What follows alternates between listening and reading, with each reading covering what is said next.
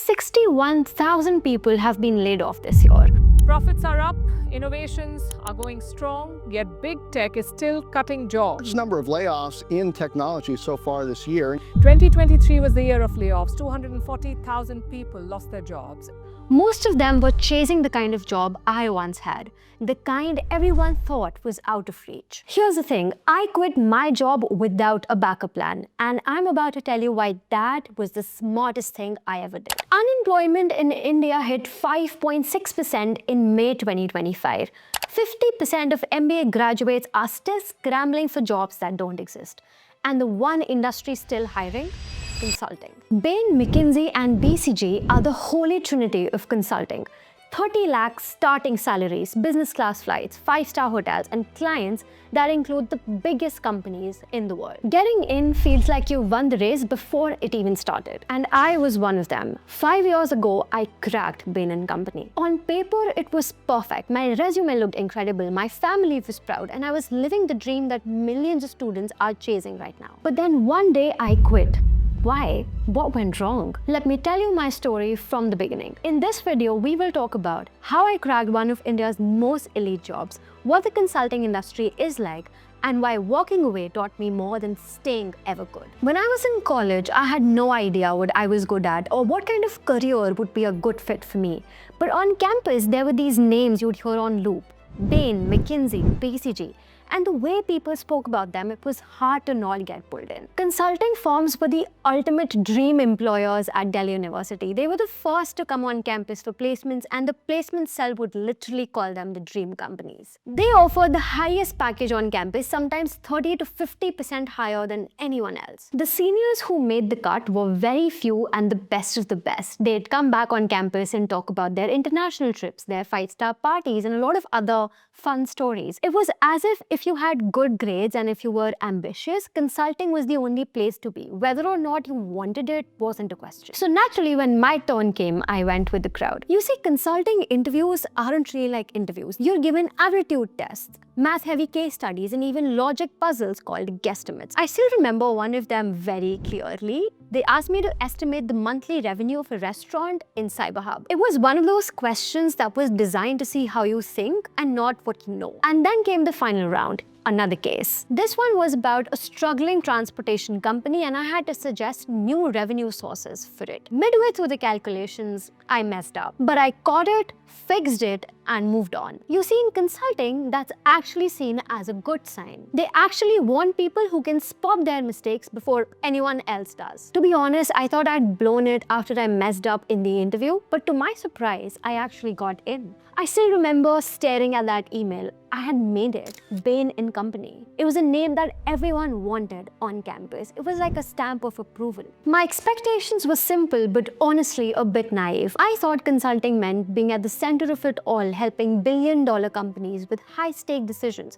It meant flying business class on Mondays and ending the day with 5-star hotel dinners with your team. It felt like the perfect package. Smart people, big money, fast growth. Sounds exciting, right? I did not fully understand what the work involved, but the status, the brand, the lifestyle, that part I understood and I wanted in. But that was just the beginning. I still remember my first day at Bain. I wore my best formals that morning and I pretended to be all calm. The office looked like it belonged to some TV show. Glass walls, sharp suits, teams deep in conversation over their ThinkPad. And there I was, fresh out of college. I was trying to not look too excited, ready to make billion-dollar decisions for clients, and I couldn't believe any of this was real. But a few weeks in, things started to feel a lot different. I thought consulting meant solving big, billion-dollar problems, but as a new hire, you mostly followed instructions. Most days were spent updating PowerPoint slides or building an Excel model or using the template that hundreds of people had used before me. It was all about doing machine work quickly, perfectly, and without error. And it makes sense, right? Clients care about getting the things right and not about trying something new. But in the process, you lose your creativity. You're so caught up in finishing the task that you don't think about why you're doing what you're doing. Hearing all this, you must be thinking about, what do consultants actually do? And that's the age-old question. At its core, consulting is about helping businesses make better decisions. You advise CEO and leadership teams on everything from growth strategy to cost-cutting, pricing, expansions, mergers and acquisitions, you name it. It's not just theory. You're working on stuff that affects how companies grow, survive, or shut down.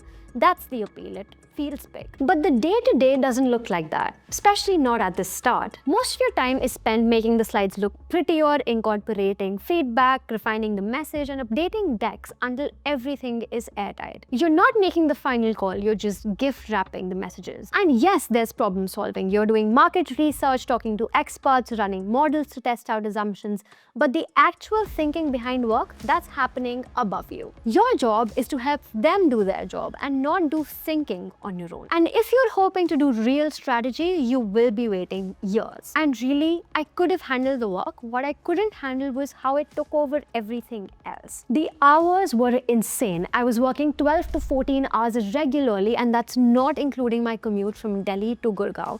But compared to others, I still find myself to be lucky. And if you go to social media, you will find countless examples of what I'm talking about. Did you know that 88% of Indian employees get work calls after hours and 85% are expected to respond even when they're sick or on vacation? In consulting, it's probably worse. One of the most disturbing aspects is how the industry glamorizes burnout. Exhaustion isn't seen as a warning sign, but rather a badge of honor. If you're running on nothing but caffeine and not pulling all-nighters, are you even serious about your career? And the numbers back it up. McKinsey's own 2023 survey said India had the highest burnout symptoms globally at 59%.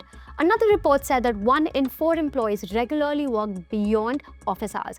And BCG's 2024 survey, burnout in India is 10% higher than the global average. But here's why people stay, and I stayed for 2 years. The perks keep you comfortable enough to stay. They look like rewards, but they're building dependency. Salaries are consistently 30 to 50% higher than peers. 6-figure joining bonuses, annual bonuses tied to performance and retention, company-wide offsites to luxury destinations, training at 5-star properties like Oberoi Udavilas, 5-star dinners every fortnight, first-class travel for client work, free dinners and transportation when working past 8 p.m. Your Instagram looks incredible. Walking away from this lifestyle feels impossible, especially when you're sleep deprived enough to not think clearly about your long-term well-being. You see, that's the thing about consulting. It wears you down slowly until one day something small tips you over. And I know exactly what that feels like because I have been there.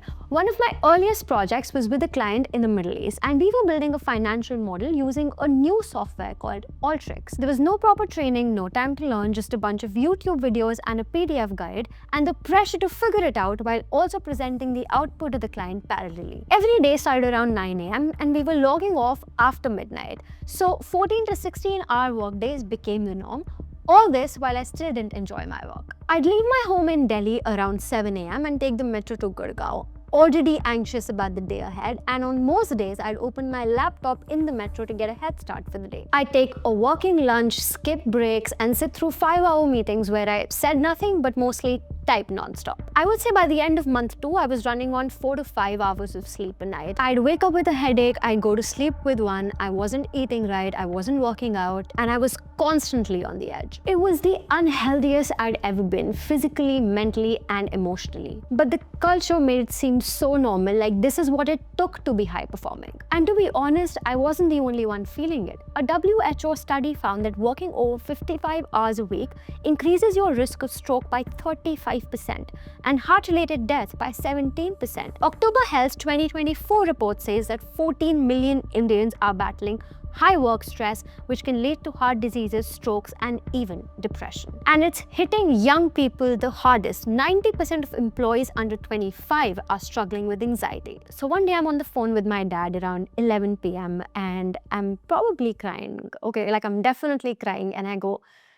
Baba, I don't think I can do this anymore. Like, this is not something that I want to do or I see myself doing in the future. And I was expecting this whole lecture about, oh, this is such a good job, think about your future MBA, like stick around for a while. But instead, he said something that actually completely changed my perspective. He said that This is the youngest you will ever be. So if there's a time to take a risk and explore what you're actually good at, it's now. That conversation with my father changed everything. I realized I was living someone else's definition of success and not my own. And I wasn't the only one who was done pretending. Quitting has become a norm in firms like these. Around 20 to 22% of junior consultants in India quit last year. People are literally running away from these dream jobs. I quit my job in the February of 2020 without a backup plan. I just had this unfamiliar feeling of freedom and terrifying realization that I didn't know who I was without that company's name next to mine. And then in March of 2020, COVID hit India. While my former colleagues were panicking about layoffs and job cuts, I felt something completely different, a sense of relief. Instead of jumping from one MNC to another, I actually sat down and asked myself, what is it that I really want to do? I always loved strategy and storytelling, so I started cold emailing digital marketing agencies within Delhi. 3 of those replied and I interviewed with all of them, and I finally got a job offered as a content strategist and writer. The salary, 1/5 of what I was making in consulting. Everyone around me thought that I had downgraded, but for the first time in years, I didn't feel hollow inside. And honestly, I wasn't alone in that feeling. More and more people from my generation were making the same choice, prioritizing meaning over money, clarity over job titles. That one move opened doors. I started working as a freelance strategist with some of the biggest fintech companies in India. And one of those clients was Grow. They offered me to be the face of their English YouTube channel back in December of 2020. And I said no. I just told them that I wasn't comfortable in front of the camera and I was just not that kind of person. But something about that offer stayed with me. It made me realize that video was where the content was heading, and maybe that's where I needed to go too. 5 months later, and I posted my own first Instagram video. No big setup, no script, just my phone's camera and a voice that was finally ready to speak. 5 years later, and I'm making more money than I ever did in consulting, actually working better hours and sleeping at night. The irony of it all is that the skills that I learned at my consulting job, clarity, first principles thinking, structure, research, didn't actually go to waste. They actually made me a lot better at what I do now. I think the real reason why I never look back is that for the first time in a long time, I felt like I actually had control over what I was doing in my life. And turns out that matters a lot. Studies show that having control at work leads to 37% less stress and 25% more happiness. But in consulting, you don't get that. Every call, every calendar block, every deadline, it's all decided for you. I leave my consulting job to run away from hard work. Instead, I chose the kind of hard work I wanted to wake up to. It took me 2 years and a near burnout to realize that money isn't the same as meaning. You can have the perfect resume, everyone's validation, but if it leaves you drained, it's not success, it's survival. If you're in a dream job that feels like a nightmare, you're not alone. Here are 3 questions I'd ask my younger self before joining the job I did. Number 1, when you think about a Monday morning, do you dread it or are you excited? Number 2, are you solving problems that actually excite you or are you solving problems that just pay well? And number 3, if money weren't a factor, would you still choose this path? Because in all honesty, life isn't about chasing more money, it's about building a better life, better choices, better careers, better alignment with who you really are. Ever since I quit my job at Bain 5 years ago, I've built a community of over 500,000 people breaking down personal finance concepts that no one teaches you in school.